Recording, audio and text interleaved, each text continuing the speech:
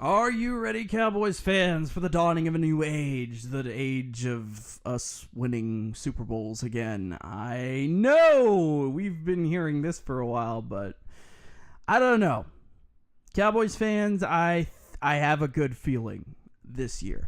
And yes, this video I am talking to my kin, my friends, my football family. We may not love each other all the time. We may hate each other frequently and consistently. But for me, all I know is that it's all about the fucking star. And I got no beef with nobody wearing the silver and blue. So, bad dog, fuck off. This isn't for you. Go pour some more salt on yourself, you bastard. I will say one thing to Bones real quick. Good job on murking that little Cowboys guy. I just have two things. Number one, I pride myself on nabbing at, the low-hanging fruit of the TTC. We got Caption the Tard, we've got How to Botch Your TTC Debut, and of course, I think the hallmark of my fucking career, Trashing with Brain Damage. But what was it? Cowboys fan 66, whatever the fuck that college fuckboy's name was. Look, okay, first of all, I'll say one thing good about the guy. He's got great energy about halfway through the video. But here's the thing. I know I just said I don't have a beef with other Cowboys fans. I'm talking shit about another Cowboy fan, but okay. He's not part of the TTC. It doesn't count, okay? If you really want to go after a Cowboys fan worth like a goddamn, I'm right here, buddy. But oh, and by the way, Stark Prime, there is no such person as Jimmy Jones in Cowboys history. Proofread your Google. Good chat. Anyway, Cowboys fans, how does it feel to be back in the center of attention again? I know that everyone else is like, oh, the Cowboys are always in the center of attention, but let's be real here.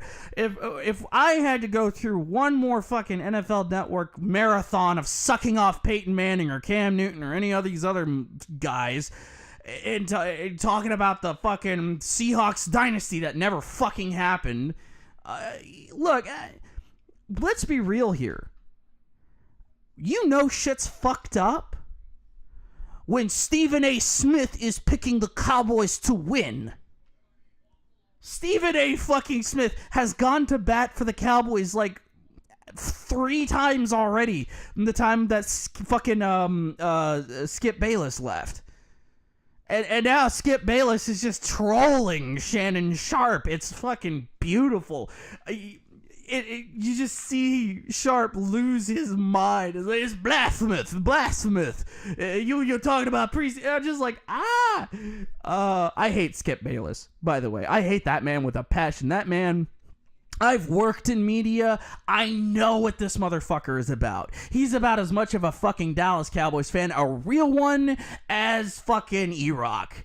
This dude is an attention whore, a ratings grabber, but so's Stephen A. Smith. In fact, Stephen A. Smith that we know is not the real Stephen A. Smith. It's a character. He's kind of he's the cowboy-hating crusader of television. He doesn't believe half the shit he says. His football knowledge in general, I mean, coming from me, is lackluster. But now Stephen A. Smith is taking the side of the Cowboys. I feel uncomfortable. He was a Giants fan. I mean, he said he's a Giants fan, and now he's not anymore. What the fuck? ESPN First Take, as far as I'm concerned, is the Giants fan circle jerk hour now. But now we're getting praise from Stephen A. Smith. The NFL Network is giving us fucking specials on a 4th round draft pick rookie fucking quarterback who hasn't played a single fucking down in the regular season. And they're already selling his jerseys. They're already doing that. I live in the middle of piss drink fuck all nowhere Oregon, right along the Oregon coast. We don't have a Walmart here. We have a little outlet mall, and there's a little Just Sports thing. And as of yesterday, they're selling Dak Prescott jerseys. What? I know. But Cowboys fans, we're all of different minds on what Dak Prescott is and isn't and will be. Some of us have sold the farm on it. And you know what? Simus, I hope you are right. I pray that you will get to make your video and say, I fucking told you so. I wait for that. I want that.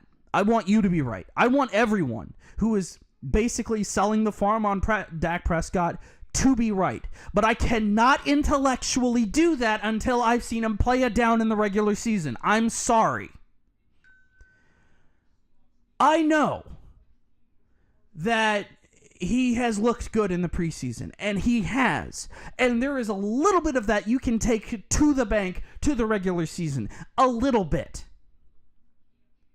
But I cannot, in all intellectual honesty, sell the farm on a kid that I have maybe seen play 7 times, and most of those times were in college. One of those times was against Alabama. And we all know how that turned out. Now, I'm not detracting from the kid at all. Let's be straight. I like the kid.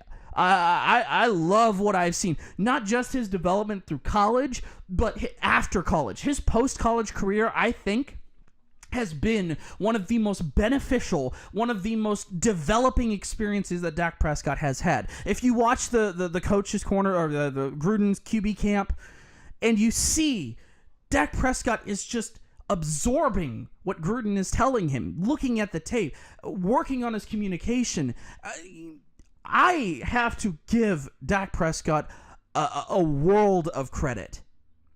I had a teacher-based or oriented education, and the one thing you look for are people who are not listening to respond, but listening to understand. And that is a huge problem with a lot of quarterbacks these days. They think that they know what they need to know to survive, and they don't.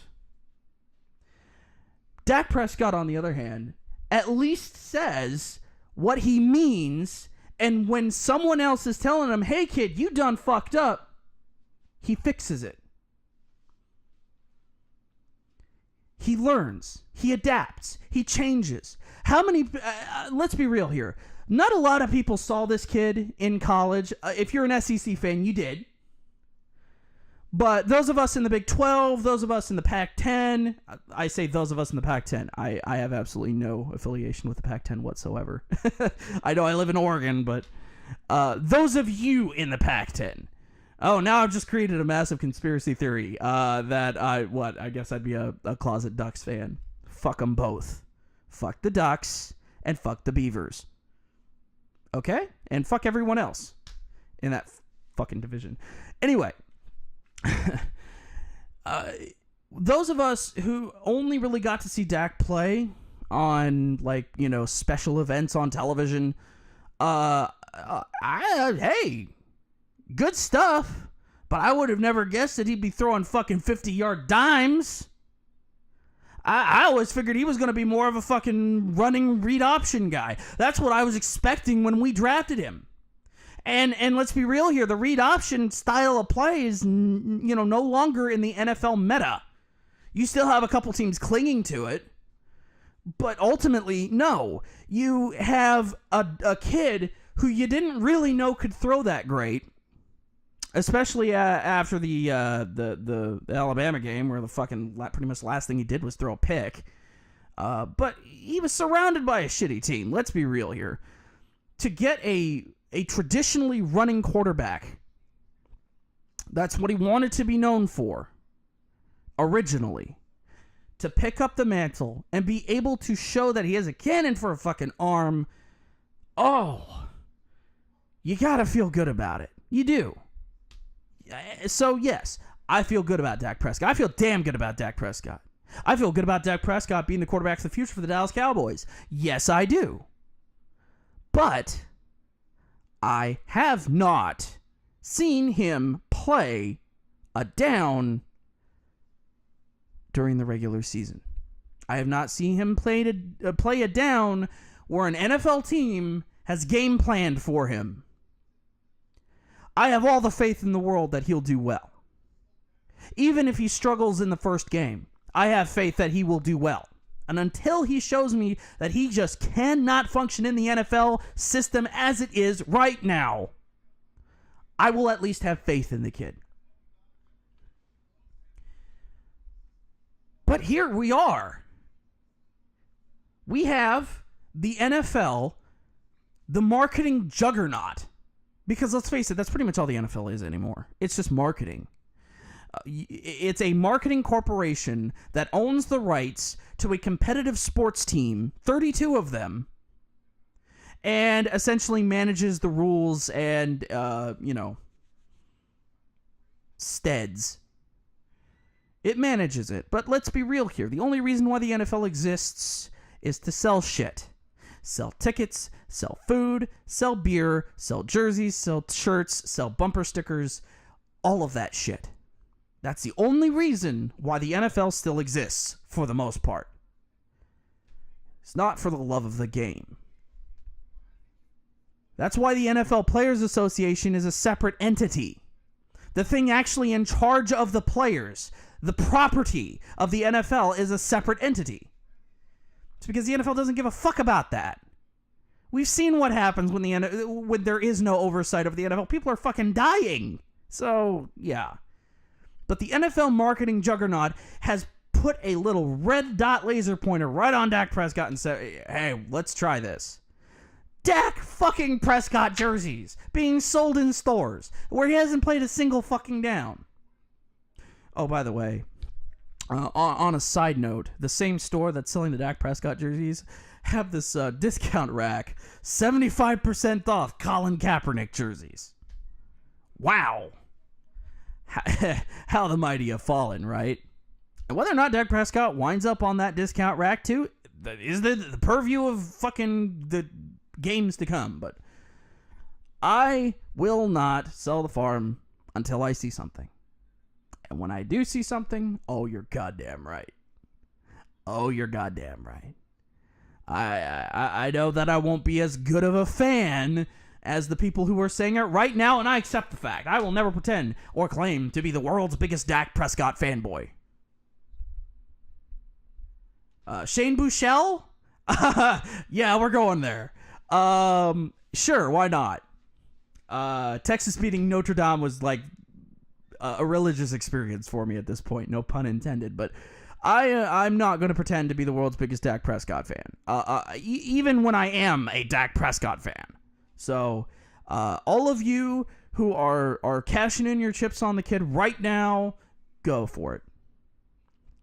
And those of you who saying he's doomed to failure, how he's going to get exposed by the Giants, good for you. We'll fucking see, won't we? So, anyway,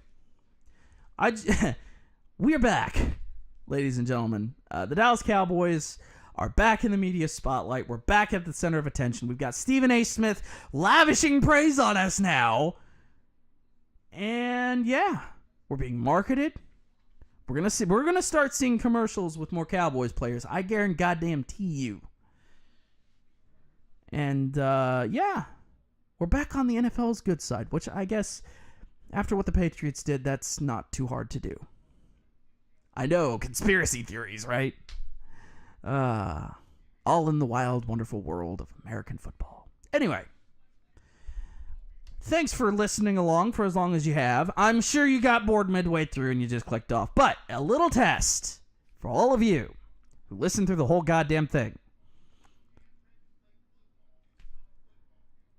What number was Quincy Carter wearing when he played here? And I'll leave it at that. See you in the comments.